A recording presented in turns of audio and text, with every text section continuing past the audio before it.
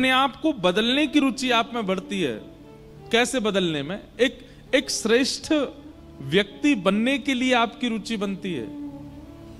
वो ठाकुर जी की कृपा है।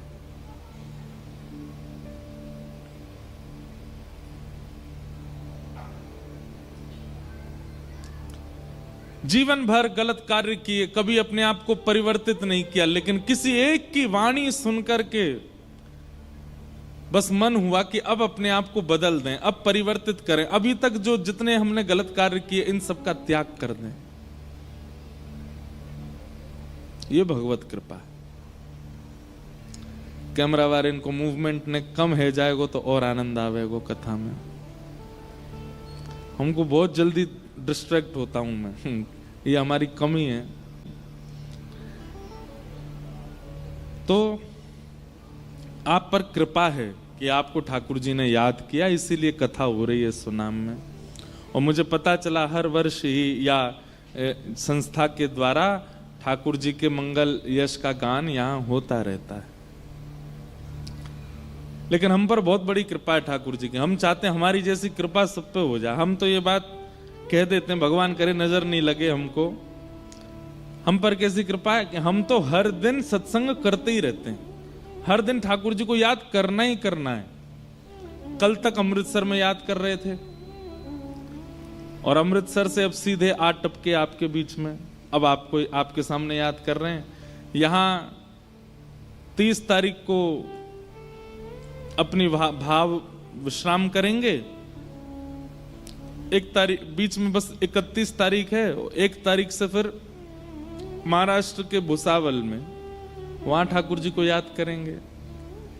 फिर वहां 7 तारीख को भाव पूर्ण करेंगे, 8 तारीख से कोल्हापुर में याद करेंगे, फिर वहां 13 को पूर्ण करके 14 से फिर गांधीधाम कच्छ गुजरात में याद करेंगे। हर दिन ठाकुर जी ने कान पकड़ के बैठा रखे, बोले तो पे और कोई काम ना, तू बस मुझे याद कर हर दिन।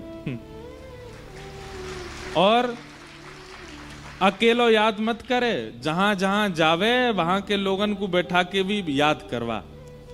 ठाकुर जी को याद, देखो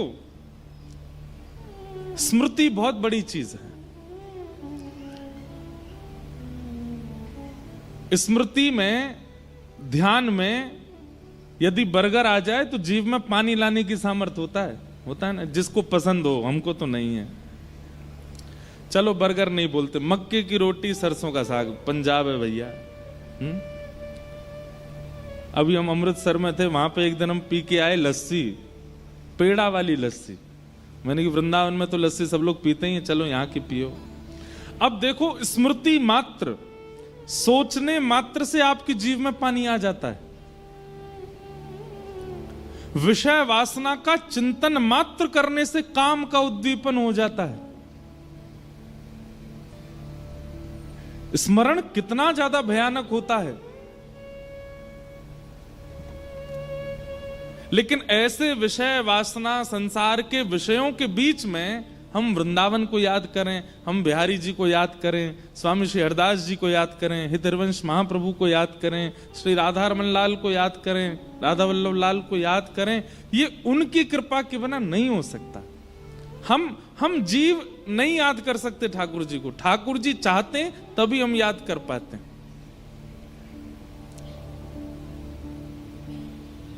एक प्रकार से कथा क्या है? स्मृति महोत्सव। क्या है?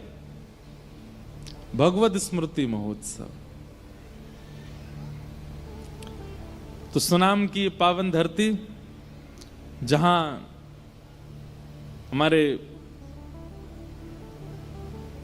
श्री ऊधम सिंह जी का ये स्थान है, जिन्होंने देश के लिए अपनी बुद्धिमत्ता से, अपनी चतुर बुद्धि से कुछ करने का प्रयास किया और वो उसमें सफल हुए। इस सौभाग्य है कि उनके जन्म स्थान पर आने का और यहां कथा सुनाने का हमको अवसर मिला है। आज पूज्य श्री हमारे स्वामी श्री कृष्णानंद जी महाराज पधारे हैं। बाल्यकाल से ही आपका सानिध्य हमको खूब प्राप्त हुआ। पूज्य पिताजी महाराज की कथा जब भी पंजाब में होती थी, छुट्टी होती थी, तो हम भी आते थे महाराज जी के सानिध्य में, थोड़ी देर कुछ बोलते थे, प्रवचन करते थे। जब कथाएं कहना प्रारंभ नहीं किया तब महाराज जी को सुनाते थे। महाराज जी की और गौ माता की कृपा से ही आज आप सबके बीच में कथाएं सुना पा रहे हैं। हमने अपना एक भाव कहीं शेयर किया था किसी पॉडकास्ट में कि एक समय ऐसा था कि जब कथा कहना प्रारंभ किया था तो जब इतनी कथाएं नहीं होती थी, घर पे ही रहते थे, तो मन में इच्छा होती थी कहीं कथा हो तो कथा सुनाने जाएं, लेकिन इतनी कथाएं होती नहीं थी। एक कथा के बाद 2-3 महीना घर पे ही रहते थे, तो फिर क्या करें। अब अध्ययन करने के बाद मन होता था कुछ तो सुनाएं, किसी को तो सुनाएं। तो हमारी माता जी एक दिन बोली, वो लाला, गौशाला में इतनी सारी गैया हैं हमारे घर पे, ये सब भी तो श्रोता हैं, और इन जैसे श्रोता कोई नहीं मिलेगा। संसार के श्रोता तो बात करते रहेंगे, फोन चलाते रहेंगे और जाने क्या क्या करते हैं, पर इनके पास तो फोन भी नहीं होता। गैयाओं के पास कहाँ फोन होता है, और गैया बोलती भी नहीं है, बढ़िया प्रेम से अपना बैठी बैठी चारों खाती रहेगी, कथा सुनती रहेगी। तो हम सुबह सुबह जाते थे अपनी गौशाला में, गायों को कथा सुनाते थे। 4 बजे जाते थे, 4:30 बजे करीब गैया, चारों तरफ गैया, बीच में तखत लगा के, व्यास मंच बना के और भागवत जी पधरा के, पर गैयाओं को ही कथा सुनाते थे। और ये क्रम बहुत दिनों तक किया। आज उन्हीं गैया की कृपा है कि हम अब हर दिन ठाकुर जी की कथा कहने कहीं ना कहीं जाते हैं। लेकिन आज भी याद आता है उन जैसा श्रोता हमको मिला नहीं। कितनी बार तो ऐसा होता बाबा कि कथा के बीच में कोई गैया ब्याह भी जाती, तो फिर हम नंदोत्सव मनाते थे। पूछते थे ग्वारिया बाबा से, कौन भयो, लाला भयो कि लाली भाई? तो कहते लाला भयो, तो नंदोत्सव मनाते। और कोई गैया की अगर लाली होती तो फिर राधाष्टमी महोत्सव मनाते।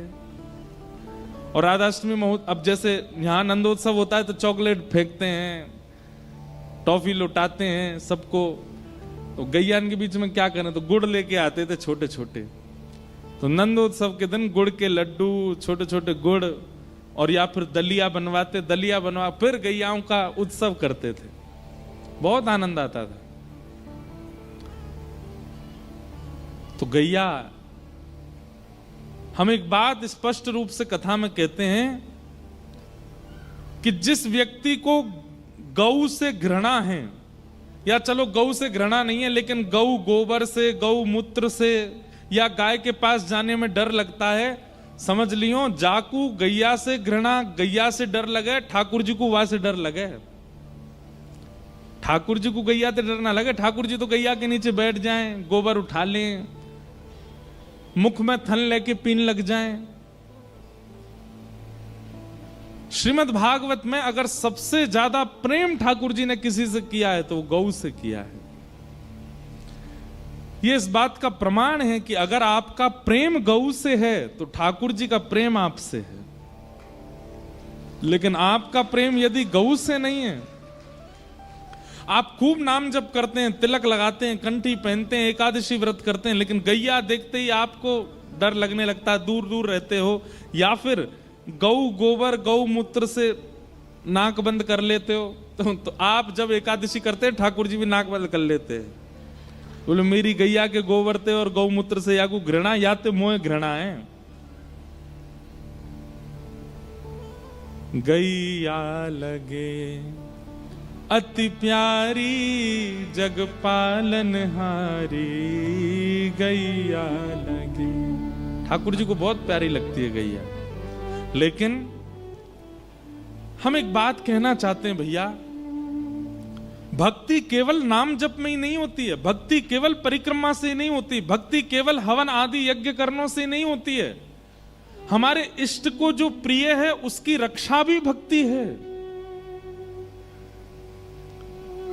आज हमने वृंदावन में, गोवर्धन में, 84 कोस ब्रजमंडल में वृक्षों को नष्ट कर दिया, हमारे बिहारी जी कितने दुखी होते होंगे। जिन कुंजन के नीचे ठाकुर जी ने पूरे ब्रजवासीन के संग लीला करी, उन कुंजों को हमने नष्ट कर दिया। लोग उसको भक्ति नहीं समझते। वृक्षों की रक्षा करना, वनस्पतियों की रक्षा करना, निकुंज कुंजों की रक्षा करना, ये भी भक्ति है।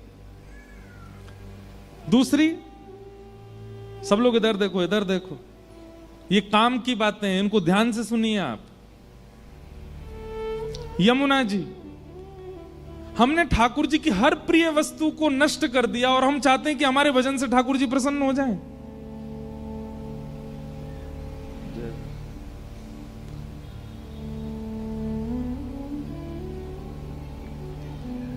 वृक्षों को नष्ट कर दिया, यमुना जी को नष्ट कर दिया, और अब गौ, वो भी नष्ट होती जा रही है।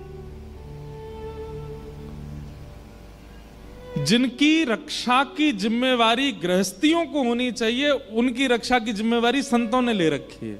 ये दुर्भाग्य की बात है।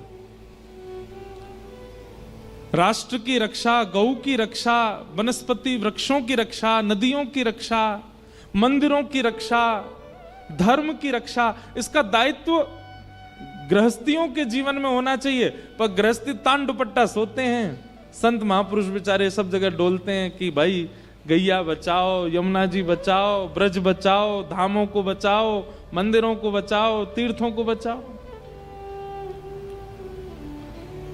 हमारी आपसे प्रार्थना है, यमुना जी को तो हमने हाल अजीब कर ही दिया। ब्रजमंडल में भी वृक्ष वल्लरी बची नहीं, कम से कम ठाकुर जी की गैया बचे। और पंजाब के लोग थोड़ा सा इसमें सजग हों। पंजाब बहुत अच्छा प्रांत है, समृद्ध प्रांत है, बस खान पान के मामले में कभी कभी युवा हमारे भटक रहे हैं, यहाँ के परिवर्तन कर रहे हैं, अपने घरों को छोड़ छोड़ के दूसरे धर्म को अपना रहे हैं, स्वीकार कर रहे हैं। ये सब हो रहा है क्योंकि गौ के गोबर से अब ये पृथ्वी वंचित होती जा रही है। इसलिए हमारी प्रार्थना है भैया, आप भी और अपने बच्चों से भी गौ सेवा का प्रकल्प करना प्रारंभ कीजिए।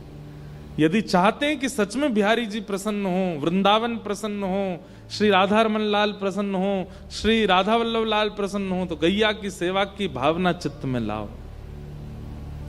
यमुना जी को एक आदमी शुद्ध नहीं कर सकता, तो वो तो सरकारी काम है।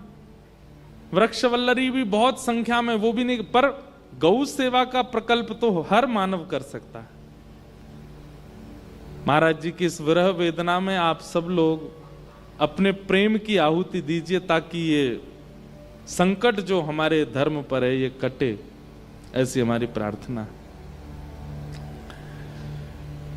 आज प्रथम दिवस है कथा का। कथा का समय वैसे रोज 7 बजे से है, पर हम चाहेंगे कि आप लोग 6 बजे ही आ जाएं, ताकि 7 बजे हम कथा प्रारंभ कर दें। हम 7 बजे कथा प्रारंभ कर देंगे तो 10 बजे, अब देखो रात में कथा करने का हमारा अभ्यास कम है।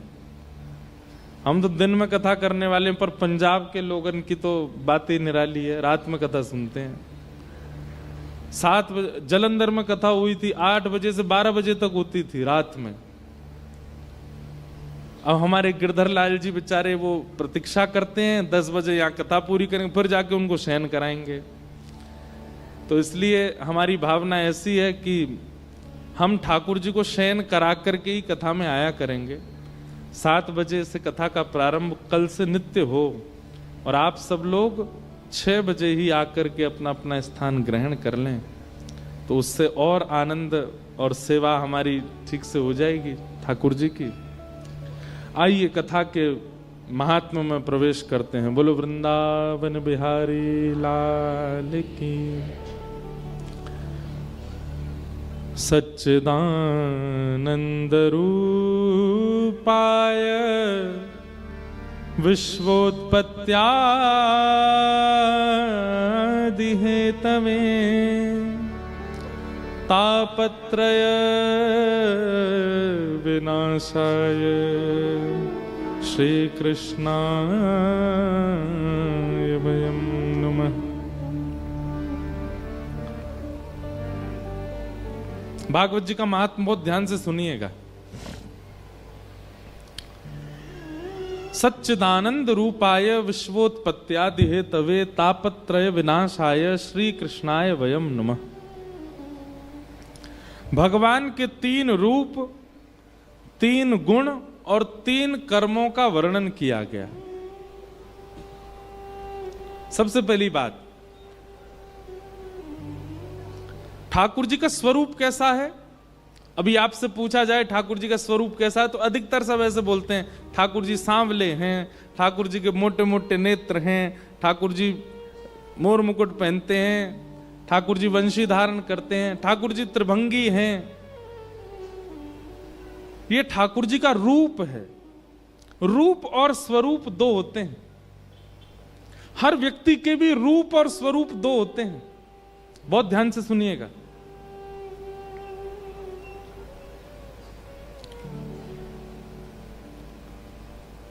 सबके लिए जो हम लोग धारण करते हैं वो स्वरूप है, और अपनों के लिए जो हम धारण करते हैं वो रूप है।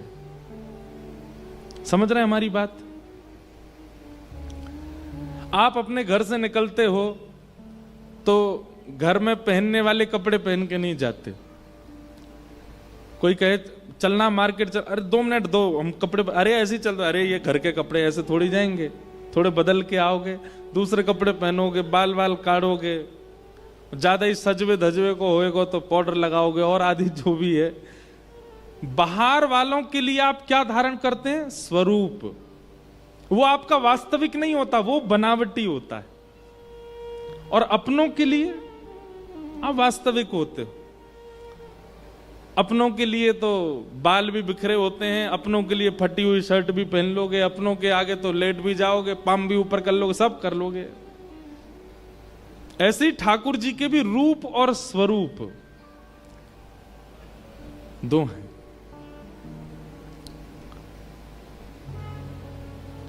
सबके लिए जो ठाकुर जी ने धारण किया है वो स्वरूप है, और अपनों के लिए जो है वो रूप है। कहीं पर ठाकुर जी ऐसे खड़े हैं, कहीं पर ठाकुर जी ऐसे खड़े हैं, कहीं पर शेषनाग पर पौड़े हैं। ये सब ठाकुर जी के स्वरूप हैं जो हमारे आपके पूरे विश्व के लिए ठाकुर जी ने धारण किए।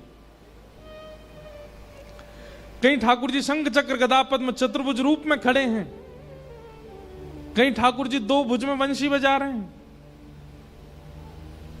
ऐसे ऐसे सुंदर मंदिर हैं। दक्षिण भारत में ठाकुर जी के श्री गुरुवायूर मंदिर है, वहां ठाकुर जी दोनों एक हाथ कमर पर और एक हाथ ऐसे हाथ में डलिया लिए जाने, ऐसा कोई स्वरूप है। उडुपी श्री कृष्ण हैं।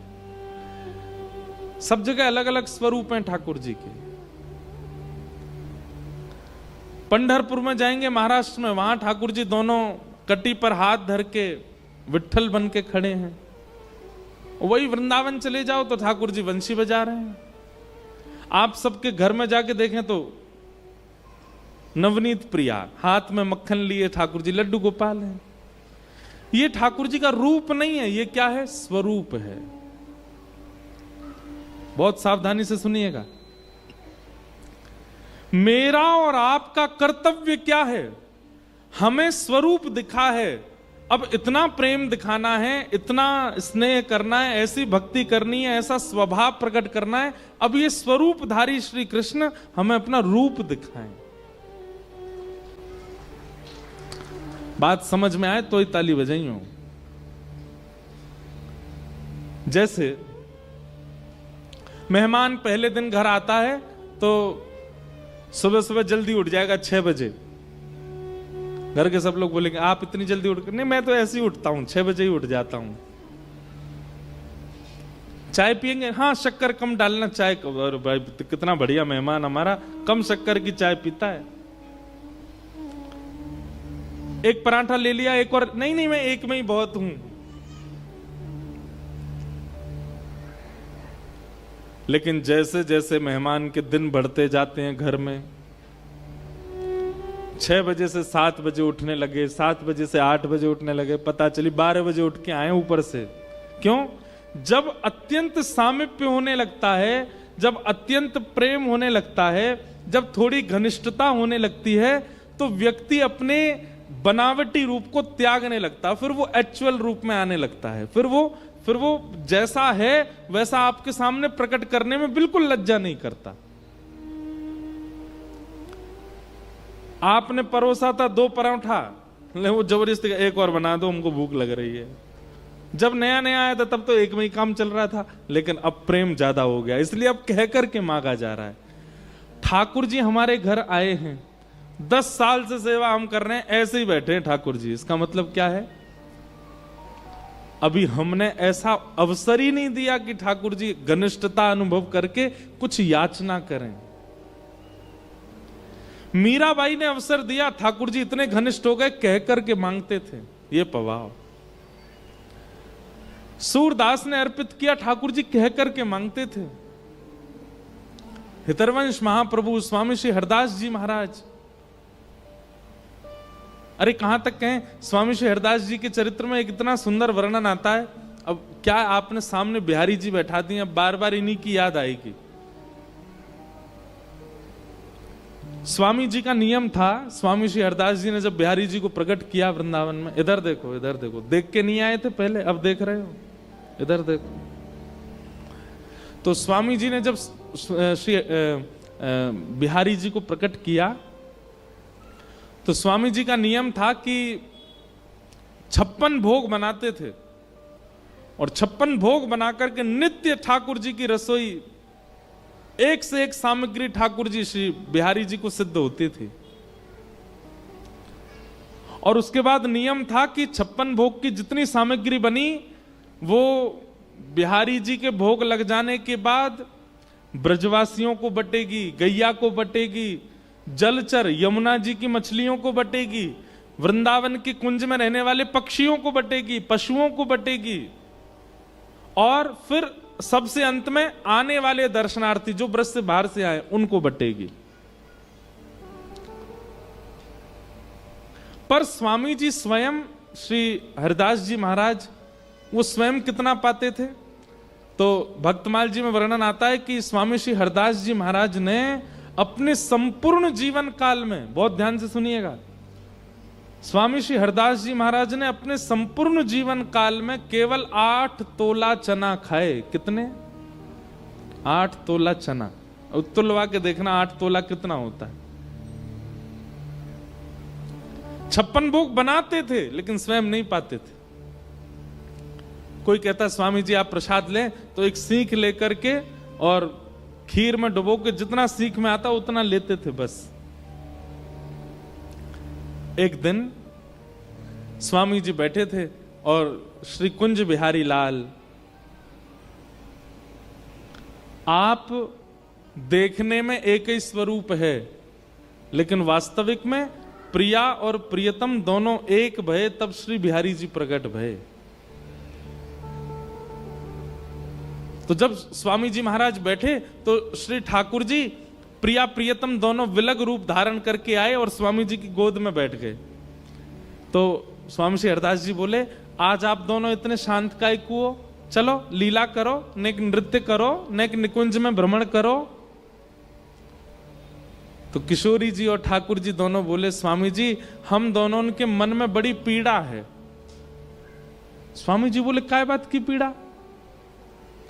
बोले, आप हमारी सेवा करो, हमारी आरती करो, हमारो शयन करो, हमें इतना आनंद कराओ, 56 भोग हमें पवाओ, लेकिन आप स्वयं भिक्षा पामे और भिक्षा में भी केवल कछु चना ही खामे, हमें ये देख करके बहुत कष्ट होवे।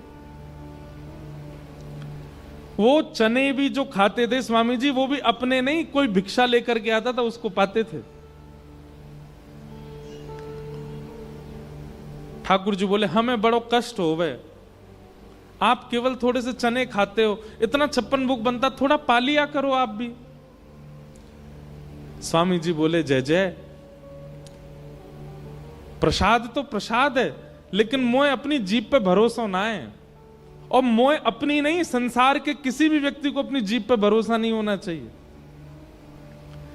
मोए बस ये भय लगे, आप सब ब्रजभाषा समझ रहे हैं ना, समझ रहे हैं ना?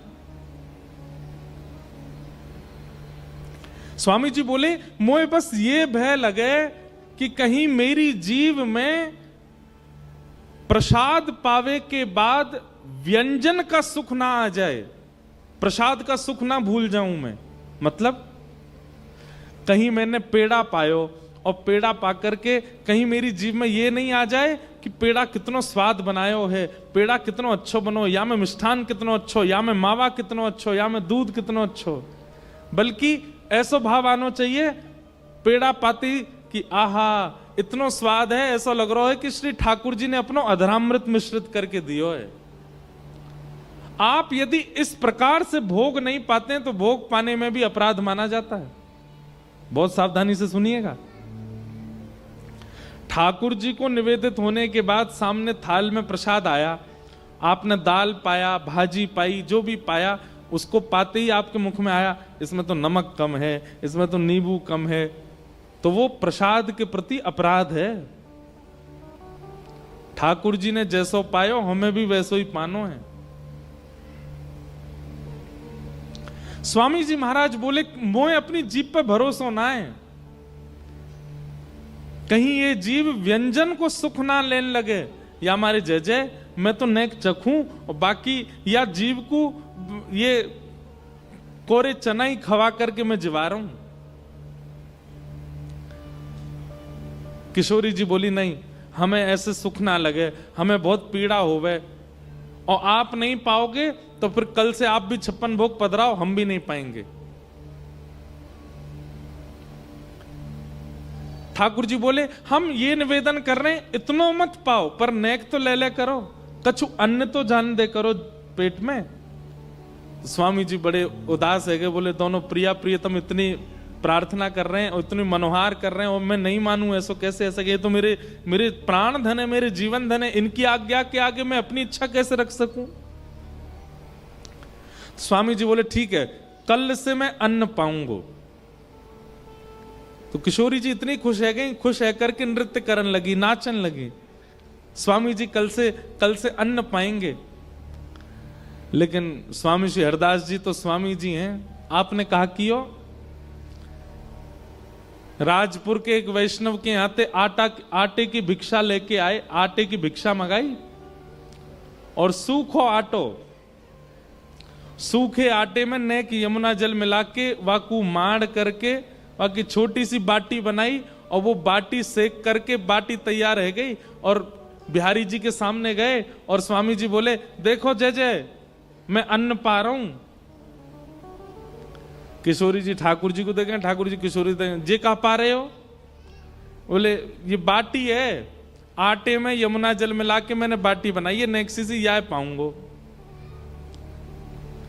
किशोरी जी बोले जय हो स्वामी जी, घूम फिर के आए तो अपनी पे ही आए, नेक्सो आटो पा रहे हैं, वो भी इतनी सी बाटी रूखी सूखी सी बना। अरे इतने यहाँ में कछु साग तो कछु सब्जी, इतने व्यंजन बने यहाँ में तो कछु लो।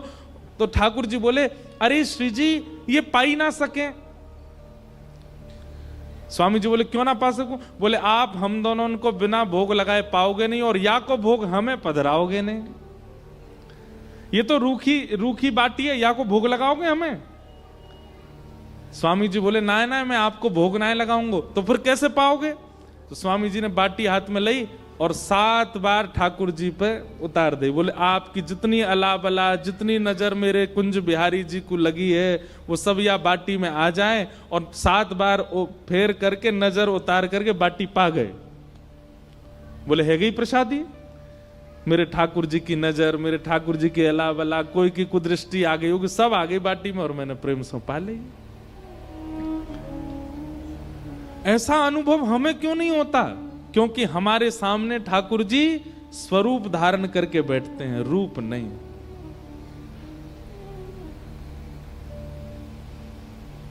ठाकुर जी का रूप क्या है? सच्चिदानंद रूपाय, सत्य, चैतन्य और आनंद। बिहारी जी भले ही त्रिभंग लली हैं, परंतु ये स्वरूप का रूप क्या है? सत्य सबसे पहला।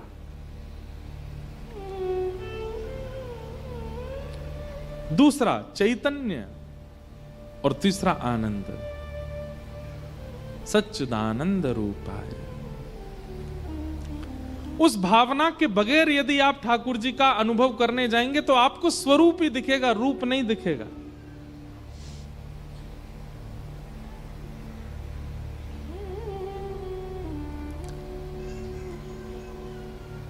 स्वरूप का ही अनुभव होगा।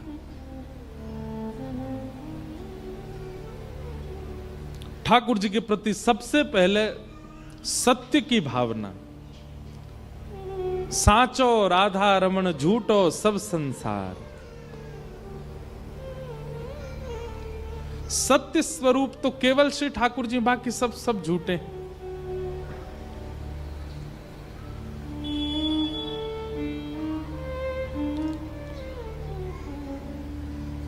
श्रीमन नारायण नारायण नारायण, श्रीमन नारायण नारायण नारायण, भजमन नारायण नारायण नारायण, भजमन नारायण नारायण नारायण, श्रीमन नारायण नारायण नारायण, श्रीमन नारायण नारायण नारायण, श्रीमन नारायण नारायण नारायण, श्रीमन नारायण नारायण नारायण,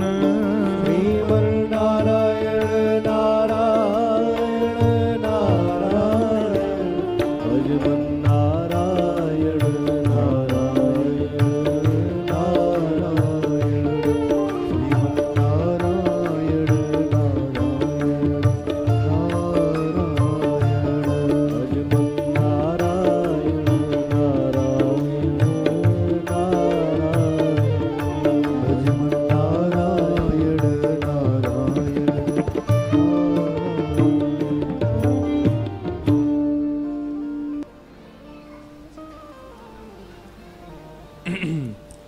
बोलो वृंदावन बिहारी लाल की जय।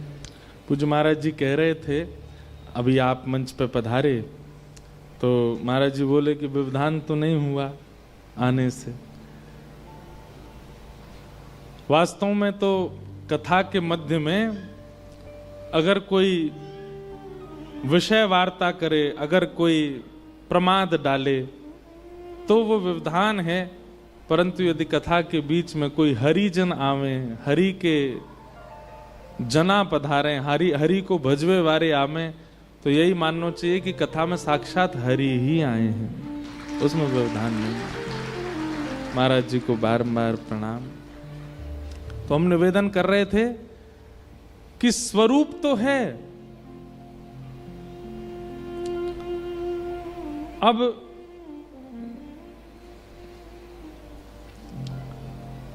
रूप का प्रतिष्ठान करना है। परम पूजनीय प्रातः स्मरणीय महामंडलेश्वर पूज्य श्री आशुतोषानंद गिरि जी महाराज काशी से आज आप सबके मध्य में पधारे हैं। इस कथा में यहाँ के सब आयोजकों को, दास को, आप सबको आशीष देने, पूज्य महाराज जी को बारंबार वंदन, बारंबार प्रणाम। हमारी बात बहुत ध्यान से सुनिए।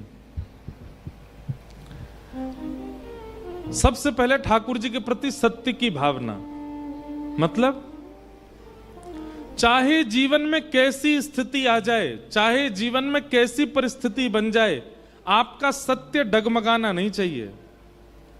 वो विश्वास जो ठाकुर जी के प्रति एक बार आपका बना, वो सदा बना रहना चाहिए। होता क्या है कि जीवन में घटने वाली घटनाएं, जीवन में होने वाले कुछ उथल पुथल, उनसे हमारा सबसे पहले विश्वास ठाकुर जी से दूर हो जाता है। बिन विश्वास भगति नहीं। जैसे मानव जीवित कब माना जाता है? जब उसकी श्वास हो। ऐसे ही भक्ति जागृत कब मानी जाती है? जब उसमें विश्वास हो। आपका विश्वास जैसे ही टूटता है, भक्ति वहीं विश्राम हो जाती है।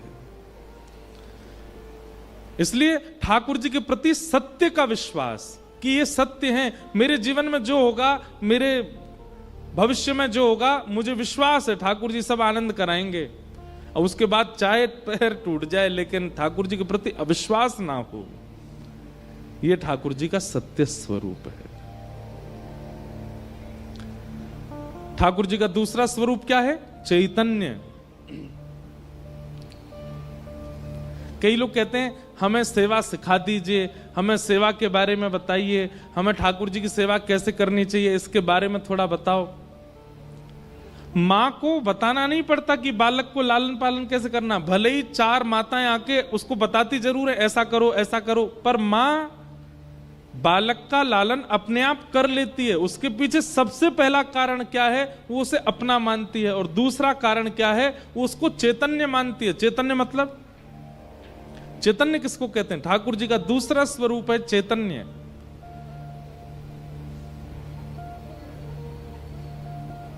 गर्मी लगी तो आपने पंखा चलाया, क्यों? क्योंकि आप चैतन्य हो। जड़ वस्तु को गर्मी नहीं लगती, चैतन्य को लगती है। सर्दी लगी आपने शॉल पहन ली, क्योंकि आप चैतन्य हो। जड़ वस्तु को इससे कुछ अभिप्राय नहीं होता।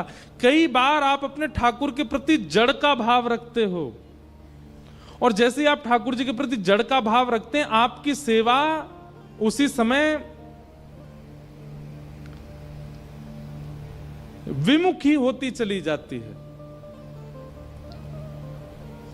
ठाकुर जी के प्रति चैतन्य भाव रखो। कैसे? अभी जाड़े का समय हमारे ठाकुर जी शॉल पहनेंगे, अभी गर्मी का समय हमारे ठाकुर जी कॉटन के कपड़े पहनेंगे। हमारे वृंदावन में जाओ तो वृंदावन में फूल बंगला क्यों बनते हैं? फूल बंगला बनाने का प्रयोजन ही यही होता है कि अब ठाकुर जी, जेठ का महीना आ गया, अब भीषण गर्मी आ गई, अब ठाकुर जी मोगरा के, गुलाब के, पुष्प के कुंज में बैठेंगे ताकि ठाकुर जी को शीतलता का अनुभव हो। अगर ठाकुर जी जड़ होते तो बंगला बनवाते हम। ठाकुर जी के प्रति चैतन्य की भावना, इसीलिए हम बंगला बनाते हैं। ठाकुर जी के प्रति चैतन्य की भावना, इसीलिए 56 भोग धराते हैं। ठाकुर जी के प्रति चैतन्य की भावना, इसीलिए सामने सेज सजा के ठाकुर जी को उस पर सुलाते हैं, जगाते हैं, सब सेवा करते हैं। सेवा तभी सिद्ध होगी जब ठाकुर जी के प्रति चैतन्य की भावना रखोगे। जड़ की भावना आती ही सेवा नष्ट होने लग जाती है। एक कथा ऐसी सुनाते हैं, 2 ब्रज की भोली भाली माताएं थीं। यमुना जी के तट पे यमुना जल भरवे गईं, और जैसे यमुना जल भर के जा रही थी वापस, इतने में ही एक महात्मा आए। तो एक सखी ने दूसरी से कही, एरी देखियो ये महात्मा जा रहे हैं, मैंने सुनी है महात्मान के झोला में भगवान बैठे, सांची के भगवान। तो दूसरी बोली रुक जा अभी देख लें। बोले कैसे देखेंगे, महात्मा दिखावे ना आए। तो दोनों खड़ी खड़ी आपस में बात कर रही। इतने में ही महात्मा अपना झोला रख के, वस्त्र आदि उतार के यमुना जल स्नान करने के लिए जैसी गए, तो सखी बोली अरे चल, महात्मा तो स्नान कर रहा हो, या कि ठाकुर जी को देख के हमें कैसे हैं।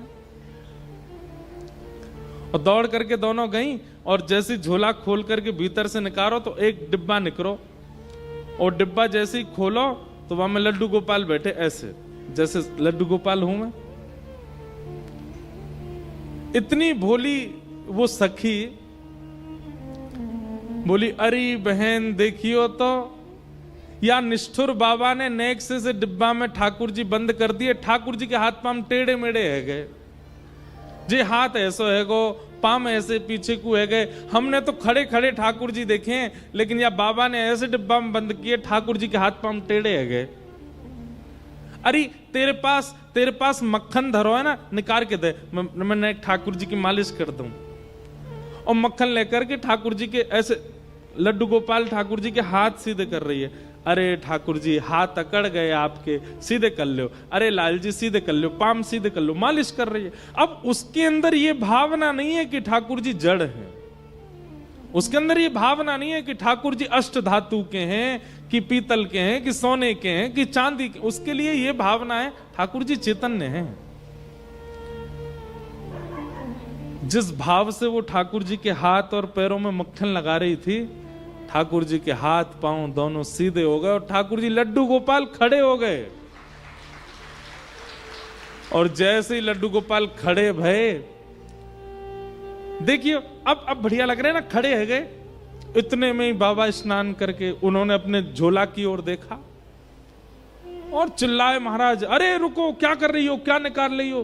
दोनों तुरंत ठाकुर जी को धर के वहां से भाग गए। बाबा ने करके आए, देखा झोला पूरा बिखरा पड़ा, सब सामान बाहर निकले। ठाकुर जी का डिब्बा आधा खुला पड़ा है और धरा है। बाबा ने धीरे धीरे सब सामान धरे। ठाकुर जी का डिब्बा उठा के जैसे बंद करने लगे, वो बंद ही नहीं हो गए।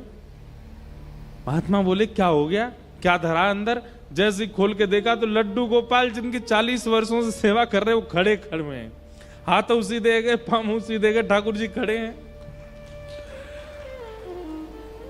महात्मा बोले ठाकुर जी तो मेरे ही हैं, नैन नक्श तो मेरे ठाकुर जी के, वस्त्र भी मेरे ठाकुर जी के हैं। अब लड्डू गोपाल तो ऐसे नीचे घेराव वाले वस्त्र पहनते हैं, और लड्डू गोपाल खड़े है गए तो किशोरी जी की जैसे मानो कोई घाघर घूम गई हो, ऐसे बन गए ठाकुर जी। महात्मा के नेत्र सजल हो गए। जीवन भर यज्ञ तप जप ना जाने कैसे कैसे साधन करके ठाकुर जी की सेवा की, पर धन्य है ये भोली भाली ब्रजांगनाएं। इन्होंने ठाकुर जी को जड़ नहीं माना। मैंने जड़ मांगा, डिब्बा में बंद करके धर दिए, लेकिन इन्होंने चैतन्य माना। ठाकुर जी के हाथ में ऐसो ऐसो मक्खन पधराया हो कि ठाकुर जी सीधे है गए। क्यों? क्योंकि ठाकुर जी जड़ नहीं है, चैतन्य। उनके प्रति जड़ की भावना यदि आप रखेंगे तो फिर ठाकुर जी भी जड़वत व्यवहार ही करेंगे। जड़ नहीं, वो चैतन्य है। सबसे पहला ठाकुर जी सत्य हैं, दूसरी ठाकुर जी चैतन्य हैं, और तीसरा यदि सत्य और चैतन्य इन दो रूपों को भली भांति आपने ठाकुर जी का मान लिया तो तीसरा रूप आपको नहीं देखना, ठाकुर जी दिखाएंगे। और तीसरा रूप क्या है? आनंद। तीसरा रूप है ठाकुर जी का आनंद।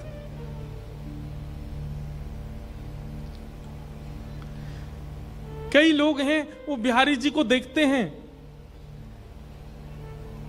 पोशाक देखेंगे, रूप देखेंगे, मुकुट देखेंगे, बाहर आएंगे, पूछो उनसे कैसे लग रहे ठाकुर जी, भूल गए हम तो कैसे लग रहे, सुंदर लग रहे, बस इतना याद है। क्या दर्शन किया आपने? आपको पता है ठाकुर जी का श्रृंगार, नित्य का श्रृंगार एक संकेत है, और उस संकेत को समझे कोई। जैसे एक निकुंज की बात बता रहे हैं, जिनको समझ आए वही समझिए, जिनको है सके कई इनको नहीं समझ आए। ठाकुर जी का श्रृंगार संकेत है, और किसको संकेत है? जो रस के उपासक हमारे ब्रज के लोग हैं उनको ठाकुर जी संकेत करते हैं। जैसे मान लो आज ठाकुर जी ने नीली पोशाक पहनी, और नीली पोशाक के ऊपर ठाकुर जी ने गुलाबी मालाएं धारण की, सिर पर श्वेत पाग धारण की, श्वेत पगड़ी पहनी, और उस पर स्वर्ण का सिरपेच धारण किया, आदि आदि ये श्रृंगार। थोड़ा सा संकेत समझ लो। तो इससे अब ठाकुर जी संकेत क्या कर रहे हैं? बोले आज मैं कहां हूं? तो नीली पोशाक से ठाकुर जी बता रहे हैं हम सरोवर के तट पर हैं, किसी सरोवर के पास हैं वृंदावन में। उसके ऊपर गुलाब की माला पहन के ठाकुर जी संकेत कर रहे हैं वह सरोवर पर हैं जहां गुलाब खिले हैं, जहां कमल खिले हैं, जहां गुलाब के वृक्ष हों, उस सरोवर पर हैं। फिर दूसरा संकेत क्या करें? श्वेत पाग पहनी है, श्वेत पगड़ी पहनी है। तो श्वेत पगड़ी से ठाकुर जी ये संकेत कर रहे हैं दिन में नहीं है, रात्रि में जब चंद्रमा प्रकट होगा तब है वहां पे। उस पर स्वर्ण के स्वर पे सिरपेच आदि बांध करके, स्वर्ण का वर्ण कैसा होता है? अग्नि का सा वर्ण होता है, और अग्नि का जो वर्ण होता है वो कभी कभी ध्रुव तारा का होता है। ध्रुव तारा केवल दिन में ब्रह्म मुहूर्त में दिखाई देता है, बाकी के तारे आपको श्वेत दिखाई देंगे, लेकिन ध्रुव तारा जो होता है वो गोल्डन कलर का चमकता है। तो मानो ठाकुर जी स्वर्ण सिर पर श्वेत पाग पहन करके, सिर पेज धारण करके ये संकेत कर रहे हैं कि हम सरोवर के तट पर होंगे, जहां कमल खिले हों ऐसे सरोवर के तट पर होंगे, और जब चंद्रमा आकाश में होंगे, और वो चंद्रमा भी कब आकाश में हो, जब ध्रुव तारा निकला होगा तब हम वहां होंगे। ये संकेत है, अब कोई नहीं पहचान पाता इस संकेत को। किशोरी जी पहचान जाती हैं, ललिता आदि सखियां पहचान जाती हैं, ठाकुर जी के सखा पहचान जाते हैं, वो निकुंज में पहुंच जाते हैं। आप दर्शन क्या करते हैं ठाकुर जी का? केवल श्रृंगार देख के आ जाते हैं, संकेत समझ ही नहीं पाते ठाकुर जी क्या कहना चाह रहे हैं, ठाकुर जी क्या निवेदन करना चाह रहे हैं। हर दिन का हमारे ब्रजमंडल में श्रृंगार एक संकेत है ठाकुर जी का। वो कब पता चलेगा वो संकेत? जब ठाकुर जी का सत्य और चैतन्य, ये दो रूपों में हमने दर्शन किया हो, सत्य माना हो, चैतन्य का अनुभव किया हो, ठाकुर जी आनंद का अनुभव करा देंगे।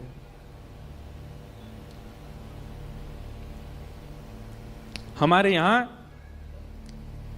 गोवर्धन में जब आप दान घाटी से परिक्रमा शुरू करते हैं ना, तो थोड़ी 1 किलोमीटर चलते ही सीधे हाथ पर पंडित श्री गया प्रसाद जी महाराज की समाधि आती है। तो पंडित श्री गया प्रसाद जी महाराज जो थे वो ब्रजवासियों में, संतों में तो बहुत निष्ठा रखते थे, लेकिन रासलीला होती है ना, तो रासलीला में जब बालक कृष्ण बन के आता है, सब लोग उसके पांव छूते थे। तो पंडित जी महाराज कहते, अरे भैया जब बालक ही तो है, तुम तो भगवान मान के या की पूजा करो, भगवान मान के या के पांव पूजो। तो ब्रज के लोग बोले महाराज वो बालक होएगा, लेकिन मुकुट पहनने के बाद वो ठाकुर जी है जाए। तो पंडित जी महाराज बोले, भैया तुम्हारी भावना है पर मोह विश्वास ना है, मेरे काजे तो वो बालक ही है। अनेक संतों ने कहा, बोले नहीं पंडित जी महाराज, बालक जैसे ही मुकुट पहन ले ऊपर भगवान है, आप एक बार विश्वास करके तो देखो। तो पंडित जी महाराज आज रासलीला में बैठे थे, पंडित श्री गया प्रसाद जी महाराज, और मंच पर जैसे ही ठाकुर जी आए, छोटे से बालक कृष्ण बनकर के आए, रासलीला कर रहे थे, नाच रहे थे। तो पंडित जी महाराज दूर बैठे बैठे सोचने लगे, अगर ये सच में भगवान हैं तो ये अमरूद लेंगे और अमरूद खा करके अपना झूठा अमरूद मेरे पास आके मेरे मुंह में अपने हाथ से खिलाएं, तो मैं मान जाऊंगा ये भगवान है। पंडित जी महाराज बैठे थे, रासलीला चल रही थी, और नाचते नाचते नाचते ऐसे दर्शनार्थियों में से कोई लोग सामग्री लाते हैं, तो एक टेबल पे खूब सारे फल, मिष्ठान, गुलाब जामुन, रसगुल्ला सब ऐसे धरे थे लोगों ने। नृत्य करते करते जाने क्या आया आवेश, जो ठाकुर जी बालक बना था वो कूद करके नीचे गए और उसमें से फलों में से अमरूद निकाला, और अमरूद निकाल करके खाया, और खा करके इतनी जनता में पंडित जी महाराज को देखा, और पंडित जी महाराज को देख के दौड़ करके गए और पंडित जी की गोद में कह के बोले, बाबा मुंह खोलो, लो अमरूद खाओ। पंडित जी महाराज ने जैसे ही इस लीला का अनुभव किया, 3 दिन के लिए मूर्छा में चले गए। 3 दिन तक मूर्छा टूटी नहीं उनकी, विश्वास प्रगाढ़ हो गया। भैया हमको ठाकुर जी में, हमको साक्षात मंदिर के भगवान में ठाकुर जी का अनुभव नहीं होता, हम बालकों में क्या करेंगे? क्यों?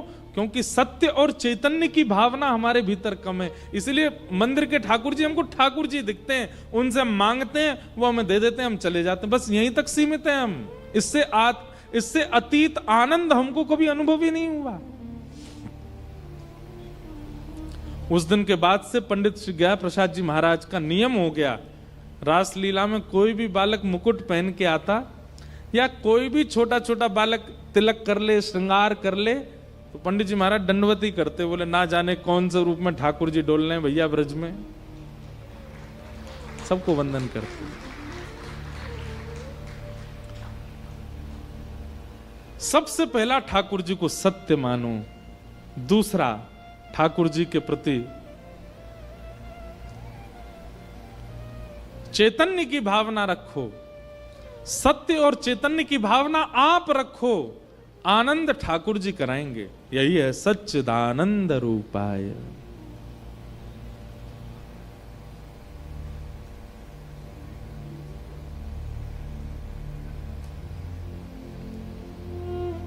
हमारे ब्रज में खूब सारे भाव गाए जाते हैं ठाकुर जी की सेवा में। संकीर्तन, भजन, संध्या आदि होती है, उनमें खूब एक एक भाव गाते हैं ठाकुर जी के लिए।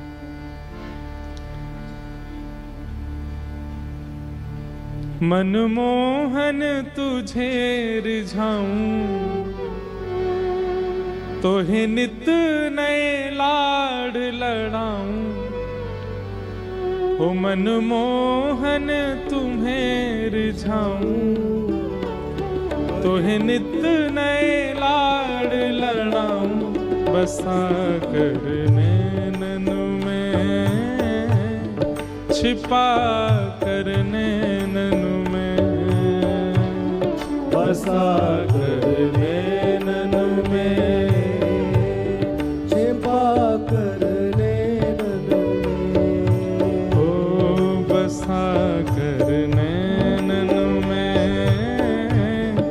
छिपा कर नैनन में।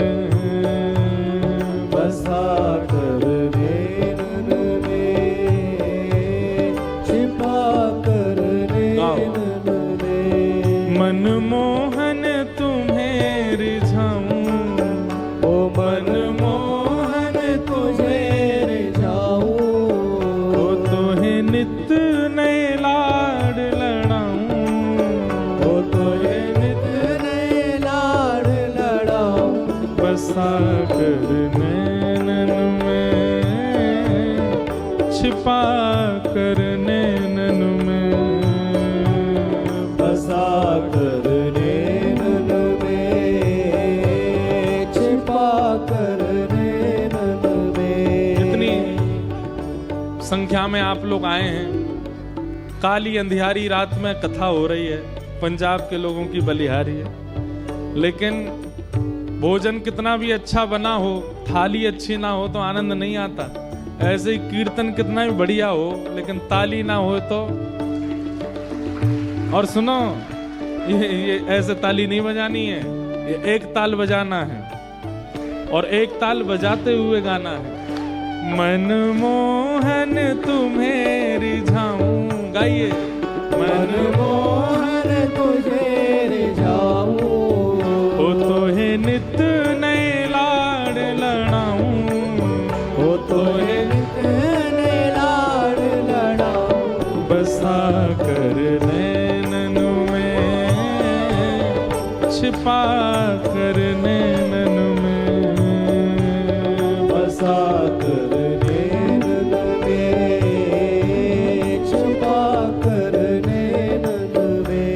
ओ बसा कर नैनन में, छिपा कर नैनन में।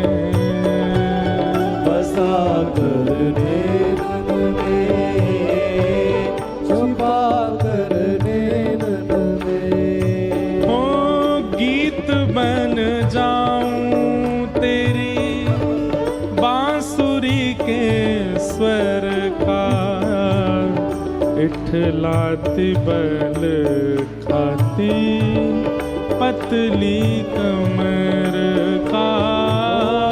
गीत बन जाऊं तेरी बांसुरी के स्वर का, इठलाती बल खाती पतली कमर का।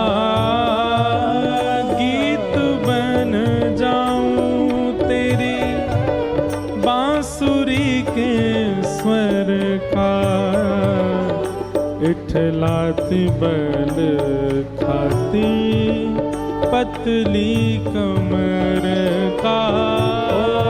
गीत बन जाऊं तेरी बांसुरी के स्वर का, इठलाती बल खाती पतली कमर। ओ पीला पटका बन जाऊं, ओ पीला पटका बन जाऊं, हाँ पीला पटका बन जाऊं, ओ पीला पटका बन जाऊं।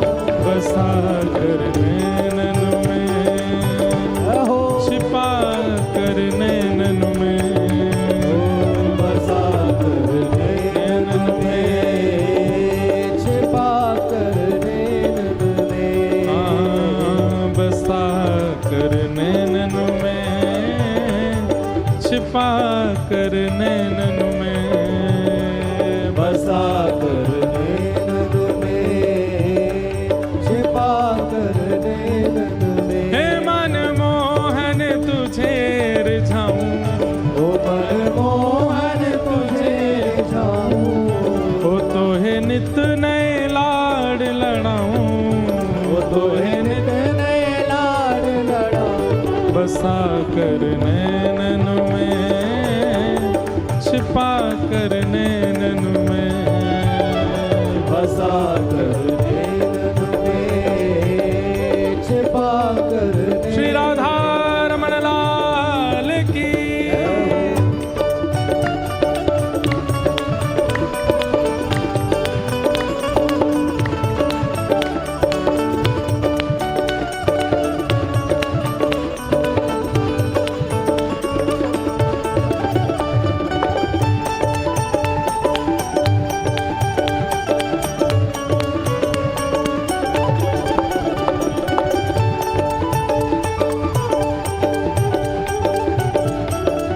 श्री वृंदावन बिहारी लाल की।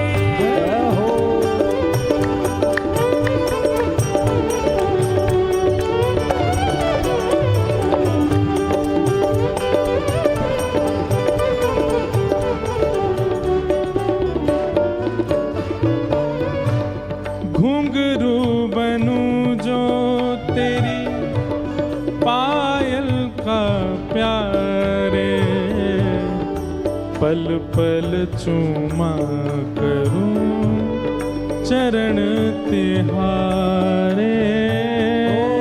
घुंघरू बनूं जो तेरी पायल का प्यारे, पल पल चूमा करूं चरण तुम्हारे। ओ घुंघरू बनूं जो तेरी पायल का प्यारे,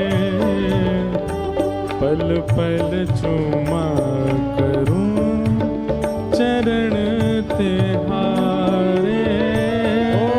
घुंघरू बनूं जो तेरी पायल का प्यारे, पल पल चूमा करूं चरण तिहारे। ओ तेरे संग संग नाचूं गाऊं, ओ तेरे संग संग नाचूं गाऊं, तेरे संग संग नाचूं गाऊं, ओ तेरे संग संग नाचूं गाऊं। बसा कर नैनन में, छिपा कर नैनन में, बसा कर नैनन में, छिपा कर नैनन में। ओ बसा कर नैनन में, छिपा कर नैनन में, ओ बसा कर नैनन में, छिपा कर नैनन में। ओ तेरे संग संग नाचूं गाऊं, ओ तेरे संग संग नाचूं गाऊं, ओ तो है नित नए लाड लड़ाऊं, ओ तोहे नित नए लाड लड़ाऊं। बसा कर नैनन में, छिपा कर नैनन में, बसा कर नैनन में, छिपा कर नैनन में। और अंतिम इच्छा केवल एक है राधिका किशोरी संग रमण तिहारा, मुझको दिखा दो कभी ऐसा नजारा। राधिका किशोरी संग रमण तिहारा, मुझको दिखा दो कभी ऐसा नजारा। राधिका किशोरी संग रमण तिहारा, मुझको दिखा दो कभी ऐसा नजारा।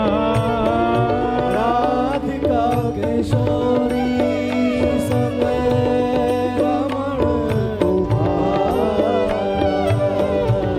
मुझको दिखा दो कभी ऐसा और नजारा। जीवन भर कथा श्रवण की, नाम जप किया, वृंदावन यात्रा की, गोवर्धन परिक्रमा की। हे ठाकुर जी, इन सब के बदले कोई पुण्य की कामना नहीं है। इन सब के बदले कामना केवल यही है कि बस हमारी अंतिम श्वास में आप हमको दिख जाओ, आपका दर्शन हमको हो जाए। और किशोरी जी के साथ जब रमण करते हुए आपका दर्शन हमको हो, फिर चाहे मैं मर जाऊं, फिर चाहे मैं मर जाऊं, फिर चाहे मैं मर जाऊं, फिर चाहे मैं मर जाऊं, बसा कर नैनन में, छिपा कर नैनन में, बसा कर नैनन में, छिपा कर नैनन में, ओ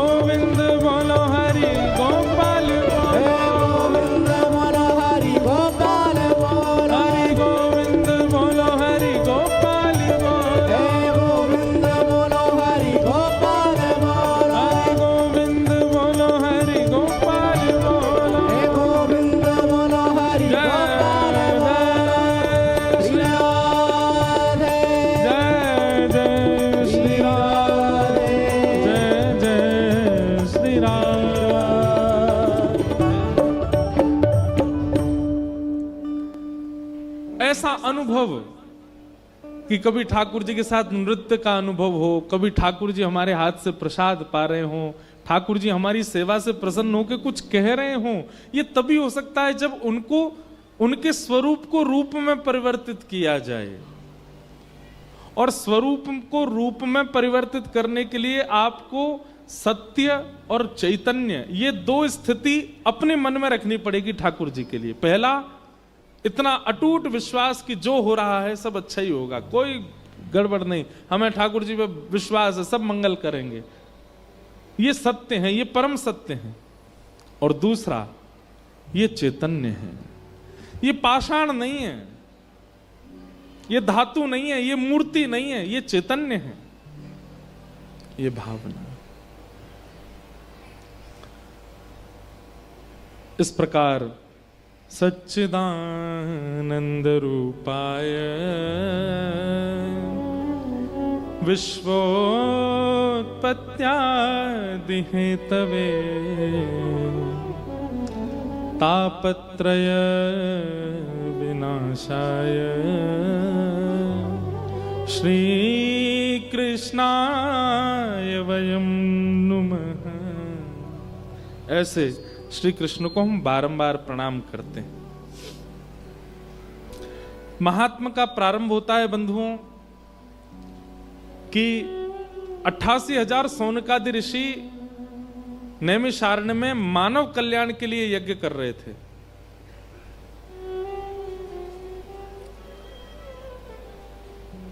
लेकिन उन्हें मानव कल्याण का अनुभव हो नहीं रहा था, तभी वहां सूत जी का आगमन हुआ।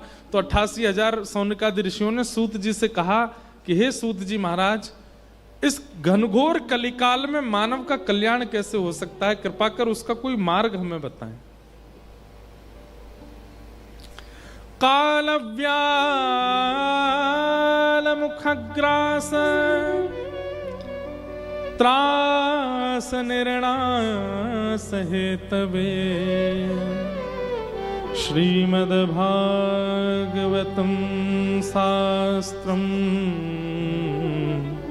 कलौकीरेण भाषितम्।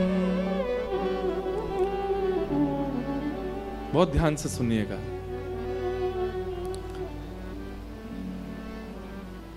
मानव के कल्याण में सबसे बड़ी बाधा है मृत्यु का भय, जो हम सबको बना रहता है।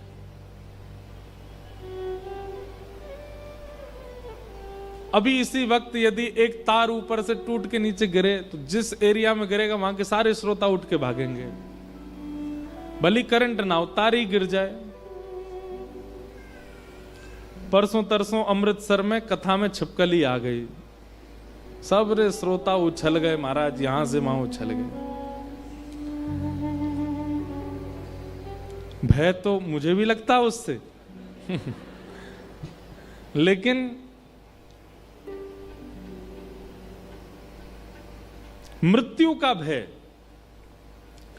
ये कहीं ना कहीं कारण है, हमारी सदगति रुकती है इसी कारण से। हम भी धीरे धीरे प्रयास कर, पर एक बात आपको स्पष्ट बताएं, छिपकली से भय तो बहुत लगता है, पर हमारी कई बार मंच पे आ चुकी है, मंच पे नहीं लगता। एक बार तो कहीं कथा थी, तो ये जो मॉनिटर रखे रहते हैं इधर दोनों तरफ, एक बार एक मॉनिटर के ऊपर ही बैठी रही और 3 घंटा में ऐसे ही देखते देखते सुनाता रहा,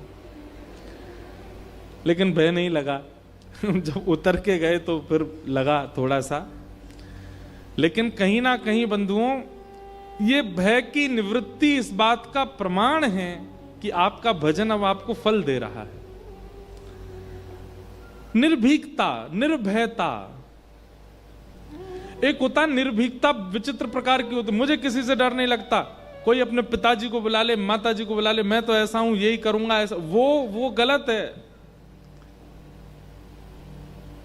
मृत्यु का भय, और इस मृत्यु के भय से दूर करने का एक ही साधन है, श्रीमद्भागवतम शास्त्रम कलौकीरेण भाषितम।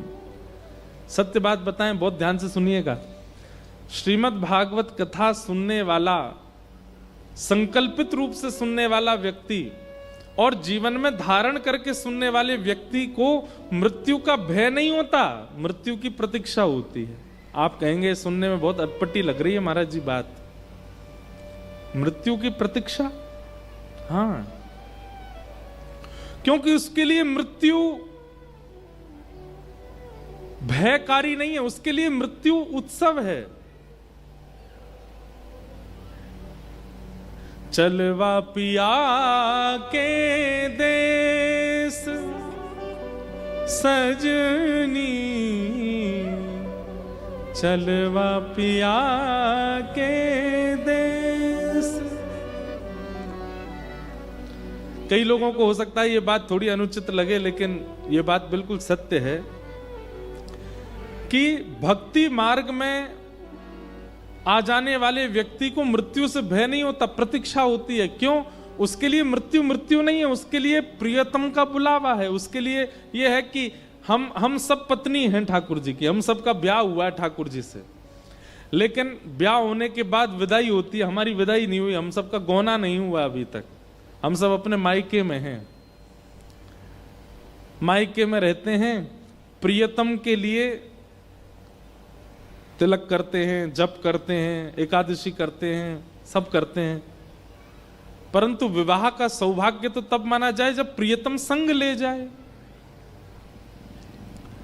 लेकिन अभी तक हमारे प्रियतम संग लेकर के नहीं गए। तब क्या होता है, गुरुजन आकर के कथा भागवत आदि श्रवण कराते हैं, तो श्रवण करा करके प्रियतम के प्रति और प्रगाढ़ प्रेम प्रकट हो जाता है, और वही प्रगाढ़ प्रेम प्रकट होकर के फिर प्रतीक्षा करता है गौना की। और मृत्यु ही गौना है। मृत्यु रहती है संसारी विषयी लोगों की, पर वैष्णव तो मृत्यु को उत्सव बना देता है, उसके लिए तो वो गौना है, उसके लिए तो वो ठाकुर जी का बुलावा है कि अब मैं नित्य साकेत, नित्य वैकुंठ, नित्य गोलोक में प्रवेश करूंगा।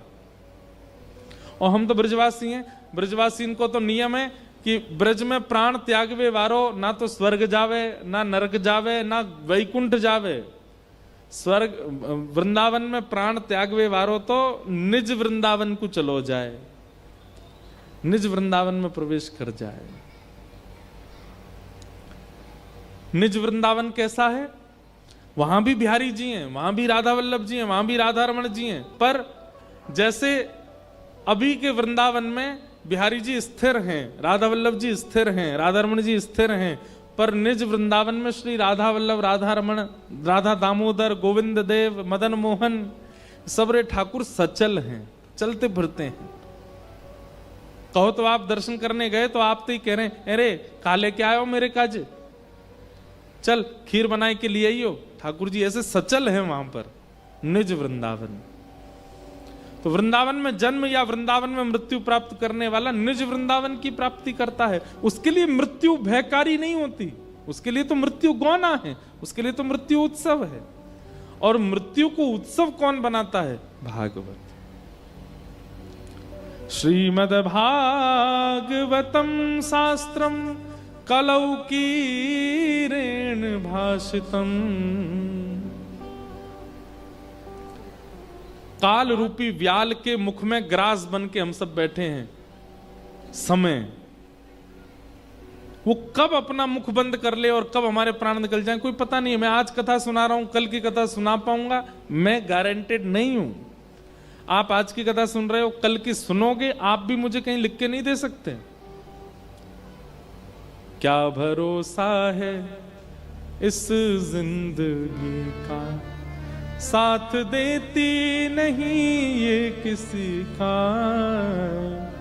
कई लोग डर गए होंगे, बोले पहले दिना से ही मृत्यु मृत्यु बात कर रहे, बताओ। लेकिन भैया कथा का मूल उद्देश्य यही है, मृत्यु का भय नहीं। राणा भेजा विष का प्याला, पीकर मीरा नाची रे, मैं तो शाम के रंग राची रे। मीराबाई को मृत्यु का भय नहीं था, इसलिए विष मार ही नहीं पाया।